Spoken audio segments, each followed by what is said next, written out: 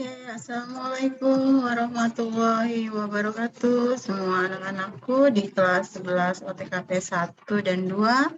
Hari ini Ibu akan membahas tentang materi yang lalu yang sudah pernah Ibu berikan, yaitu tentang K3 perkantoran, keselamatan, dan kesehatan kerja.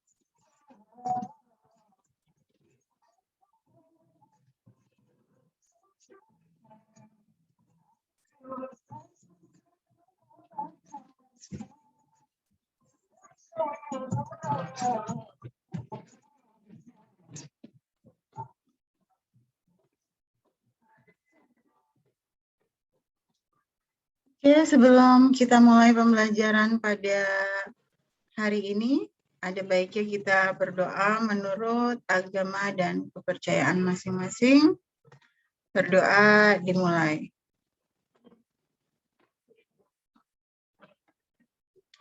Baik, berdoa selesai. Anak-anak, berdasarkan materi minggu lalu yang sudah pernah Ibu sampaikan pada kalian, yakni tentang K3 perkantoran, keselamatan, dan kesehatan kerja. Di situ materi terakhir kita sudah membahas tentang APD, yakni alat pelindung diri. Berdasarkan dari hasil tugas yang pernah Ibu buat, yang pernah Ibu tugaskan pada kalian, nah setelah Ibu lihat dari tugas-tugas yang sudah kalian kumpulkan pada Ibu, itu ternyata kurang lebih hanya 25% anak-anak siswa-siswi yang mengerti, memahami tentang klasifikasi atau pengelompokan daripada jenis-jenis alat perlindungan diri. Kalau untuk fungsinya, alhamdulillah hampir 100% sudah benar-benar memahami tentang fungsi dari alat pelindung diri tersebut. Akan tetapi pengelompokannya kalian rata-rata belum mengerti, belum memahami tentang pengelompokan dari jenis-jenis alat pelindung diri. Maka hari ini Ibu akan membahas materi lebih dalam tentang jenis-jenis alat pelindung diri. Oke, bisa kalian lihat pada video yang Ibu share ini, yakni jenis-jenis alat pelindung diri dan fungsinya. Jenis-jenis alat pelindung diri itu terbagi menjadi 3 bagian. Apa sajakah itu? Yang pertama, alat pelindung diri itu berupa alat pelindung kepala. Yang kedua, ada alat pelindung tubuh. Dan yang ketiga, ada alat pelindung anggota tubuh. Sehingga jika kalian disuruh menyebutkan jenis-jenis dari alat pelindung diri itu, jenisnya hanya ada 3, yakni alat pelindung kepala, alat pelindung tubuh, dan alat pelindung anggota tubuh. Kita akan menguraikan lebih rinci tentang pengertian dari ketiga jenis alat pelindung diri tersebut. Yang pertama, yaitu alat pelindung kepala. Alat pelindung kepala itu mempunyai pengertian adalah alat pelindung yang berfungsi untuk melindungi kepala dari benturan terantuk, kejatuhan, atau terpukul benda tajam, atau benda keras yang melayang, atau juga benda yang meluncur di udara. Terpapar oleh radiasi panas, api, percikan bahan-bahan kimia, jasa trenik, dan suhu yang ekstrim. Macam-macam alat pelindung kepala antara lain, nah ini yang sudah kalian sebutkan pada tugas yang kalian kirimkan ke Ibu di minggu yang lalu. Alat pelindung kepala itu antara lain ada safety helmet, yaitu helm pengaman. Helm pengaman ini bekerja sebagai pelindung kepala dari benda yang bisa mengenai kepala secara langsung. Gambar safety helmet itu bisa kalian lihat, yaitu berupa helm-helm yang suka kalian temukan di proyek-proyek seperti proyek pembuatan jalan tol, proyek pembuatan gedung-gedung bertingkat, itu pasti para tenaga kerjanya menggunakan safety helmet atau helm pengaman. Macam pelindung kepala yang kedua adalah kacamata pengaman. Kacamata pengaman ini berfungsi untuk melindungi mata dan muka dari paparan bahan kimia berbahaya, gas, dan partikel yang melayang di udara atau benda kecil, panas, ataupun uap. Jadi ketika kalian mengerjakan sebuah proyek di outdoor, di luar dari lingkungan atau di lapangan, itu kalian harus menggunakan kacamata pengaman. Karena kita tidak tahu ketika sebuah proyek dikerjakan itu akan ada banyak benda-benda tajam, serpihan-serpihan kecil yang kasat mata tidak terlihat langsung oleh mata, itu bertebaran di udara. Ketika masuk ke dalam mata akan menyebabkan luka pada kontak mata pada wilayah sekitar mata. Jadi mata juga harus dilindungi pada saat bekerja dengan menggunakan kacamata pengaman. Kacamata pengaman ini juga bukan kacamata sembarangan. Ini ada jenis dan tipe-tipenya tersendiri untuk proyek-proyek yang berbeda. Selanjutnya, untuk alat pelindung kepala yang ketiga ada penutup telinga atau earplug. Earplug itu berfungsi sebagai pelindung telinga pada saat bekerja di tempat yang bising. Jadi ketika kebisingan itu sudah sangat tidak bisa dikondisikan, maka kita harus menggunakan penutup ke telinga. Contohnya pada saat pengeboran itu penutup kepala, penutup mata, dan penutup telinga harus digunakan. Karena jika tidak, gendang telinga kita akan bisa menjadi rusak. Berikutnya, alat pelindung kepala berikutnya adalah masker pelindung. Alat ini berfungsi untuk melindungi organ pernapasan dengan cara mengalirkan udara bersih atau menyaring paparan zat atau benda berbahaya seperti mikroorganisme, virus, bakteri, dan jamur, debu, kabut, uap, asap, dan gas kimia tertentu agar tidak terhirup dan masuk ke dalam tubuh. Terutama contohnya pada saat kondisi sekarang, yaitu kondisi pandemik, di mana virus corona bertebaran di mana-mana, banyak sekali warga, penduduk, anggota keluarga bahkan yang terpapar dikarenakan dari virus-virus ini.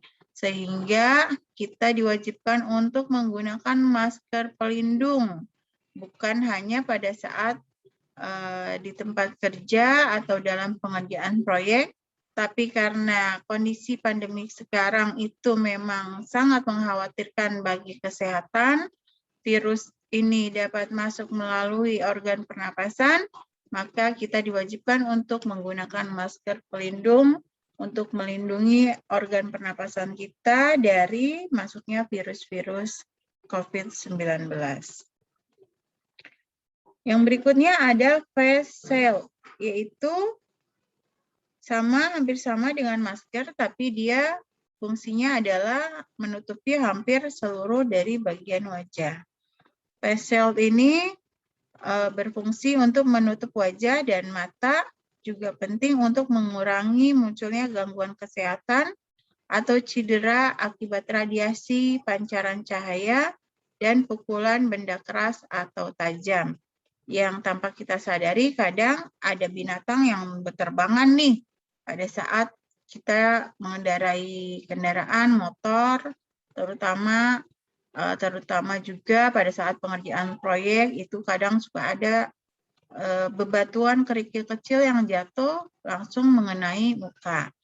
Akan tetapi jika kita menggunakan pelindung wajah ini, kita bisa menangkalnya, kita bisa menanggulanginya, bisa melindungi wajah kita dari benda-benda kerikil-kerikil kecil yang tajam yang akan jatuh pada wajah kita. Oke, untuk jenis yang kedua, di sini ada alat pelindung tubuh. Apa itu alat pelindung tubuh? Alat pelindung tubuh adalah alat pelindung diri yang mempunyai kemampuan untuk melindungi seseorang dalam bekerja, yang fungsinya untuk mengisolasi tubuh tenaga kerja dari bahaya di tempat kerja. Jadi selain kepala, tubuh juga perlu kita lindungi.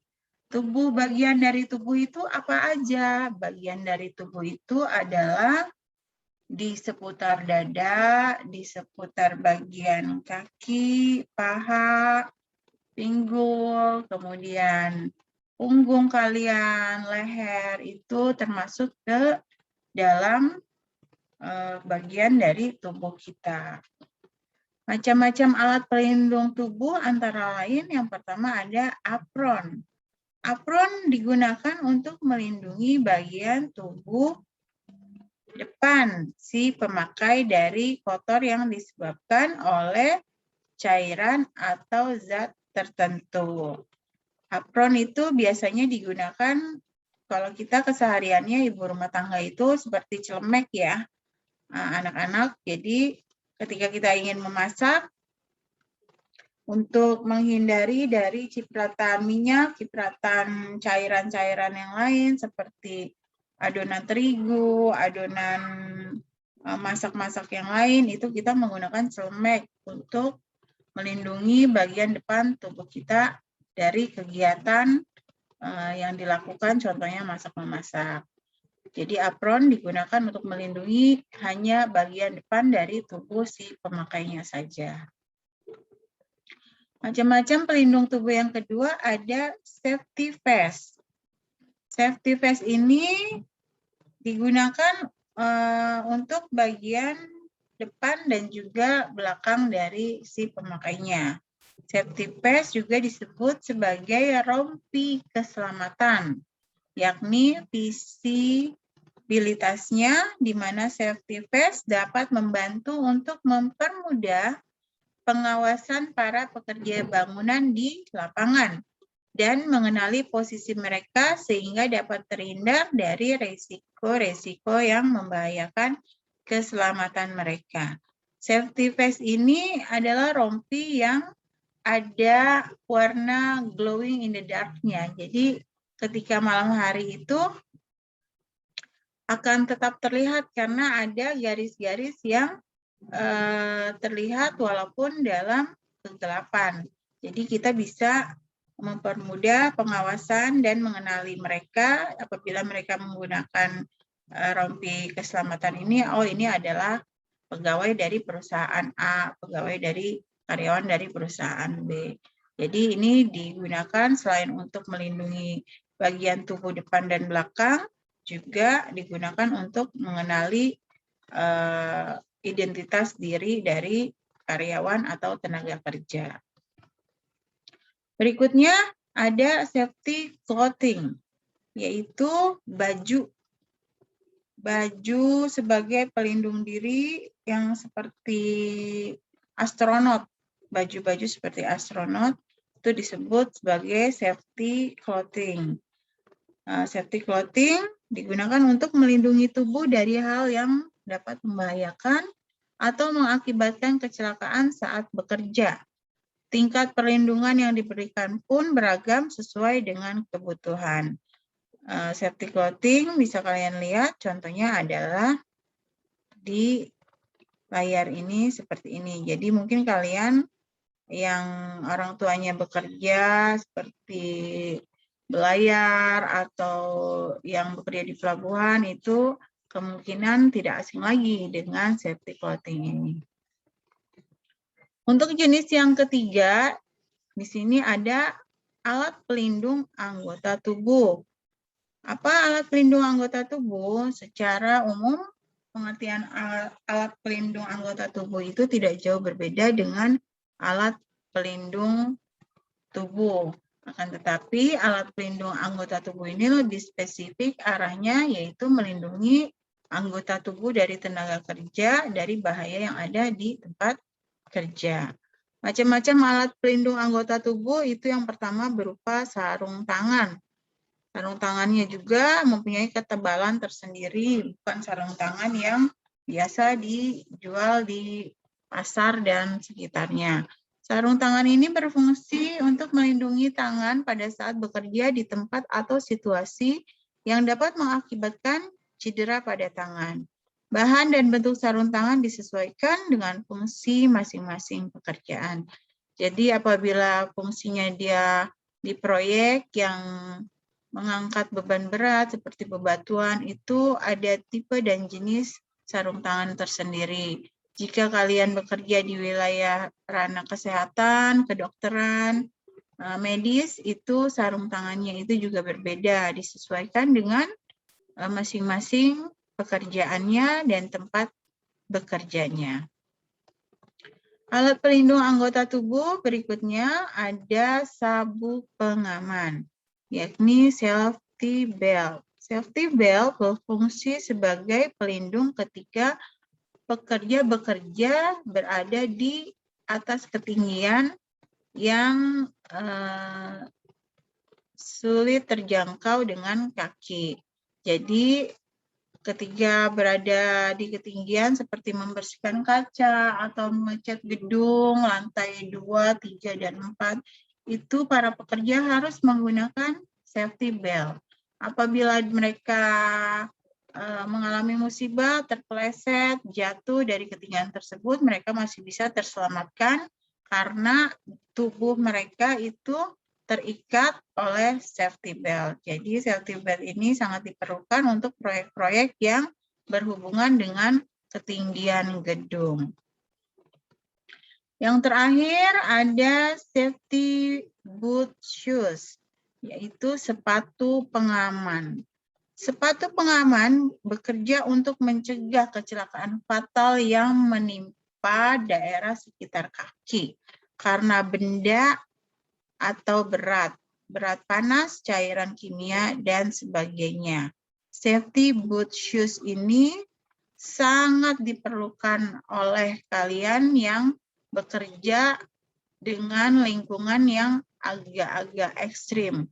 Agak ekstrimnya seperti ini. Banyak alat-alat berat di sekitar kalian yang ketika alat itu jatuh menimpa kaki kalian itu akan berakibat sangat fatal.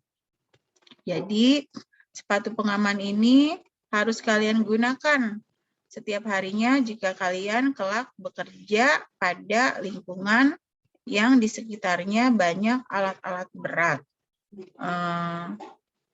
Ini hanya contoh pengalaman dari ponakan ibu sendiri karena dia bekerja di suatu perusahaan, yakni di perusahaan kontainer. Pada waktu itu mengalami musibah, padahal keponakan ibu itu sudah disiplin dengan menggunakan semua peralatan alat pelindung diri. Semua alat keselamatan kerjanya sudah dia pakai, termasuk safety boot shoes-nya. Sepatu pengamannya juga sudah dipakai. Akan tetapi yang namanya musibah kembali lagi tidak bisa dihindari. Ketika Allah, Tuhan berkehendak terjadi, maka terjadilah. Ketika itu jatuhlah alat berat dari atas itu menimpa kakinya, sehingga semua tulang kakinya itu retak dan hancur. Ketika boot shoes-nya itu dicopot, tertinggallah di situ, di sepatunya itu tulang-tulang kakinya. Dan untuk keselamatan keponakan dari ibu, kakinya terpaksa harus diamputasi. Jadi cerita ini Ibu sampaikan berdasarkan pengalaman nyata dari keponakan Ibu sendiri. Jadi mulai dari sekarang kalian memang penerapan dari kedisiplinan kalian itu harus dilakukan dari mulai sekarang. Contoh, kalau sekarang kalian kan masih sekolah, dari mulai seragam, kemudian ada dasi, topi, sabuk, sepatu, bed kalian, semua itu kalian coba gunakan setiap harinya, terutama pada saat nanti tatap muka atau nanti kegiatan gimit tetap harus kalian gunakan. Kedisiplinan yang kalian lakukan saat ini nanti imbasnya akan ada pada saat kalian bekerja nanti. Ketika kalian sudah terbiasa dengan kedisiplinan, maka di tempat kerja juga kalian sudah terbiasa. Ketika kalian menyepelekan sesuatu, ya pada saat terjadi musibah ya karena itu kesalahan kalian. Tapi apabila kalian sudah disiplin dengan diri kalian, dengan peraturan yang dibuat oleh perusahaan, kalau sekarang sekolah, kalau nanti kalian bekerja dibuat oleh perusahaan dan sudah kalian laksanakan dengan baik, ketika terjadi musibah, itu bukan kesalahan kalian lagi dan akan ditanggung sepenuhnya oleh perusahaan kalian. Akan tetapi jika kalian itu adalah kelalaian dari diri kalian sendiri, ketidakdisiplinan dari diri kalian sendiri, maka akan menjadi tanggungan dari diri kalian. Seperti itu adalah pengalaman yang terjadi dalam kehidupan ibu, keponakan ibu sendiri langsung. Alhamdulillahnya dia sudah disiplin, sudah mengikuti semua peraturan. Nah, ketika musibah itu terjadi, itu bukan kesalahannya sehingga semua biaya ditanggung oleh perusahaan dan keponakan ibu diangkat langsung menjadi karyawan tetap di Perum Pelabuhan 2, Pelindo 2. Untuk materi hari ini sekian Ibu sampaikan. Ibu harap kalian bisa mengambil hikmah dari materi yang Ibu sampaikan hari ini. Kalian bisa mempelajari lagi materi ini dengan seksama. Jangan lupa tetap semangat, tetap jaga kesehatan. Ibu akhiri, wabillahi taufik wal hidayah. Wassalamualaikum warahmatullahi wabarakatuh.